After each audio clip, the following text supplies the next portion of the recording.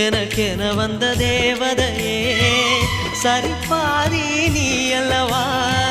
நடக்கையில் உந்தன் கூட வரும் நிழல் போலே நான் அல்லவா கண்ணன் கொண்ட ராதையர ராமன் கொண்ட சீதையர மடி சேர்ந்த பூரதமே மனதில் வீசும் மாருதமே நன்றி சொல்ல உனக்கு வார்த்தை இல்லை எனக்கு நான் தான் மயங்குறேன் என்னுடைய மனச தந்துவிட்ட பிறகும் ஏம்மா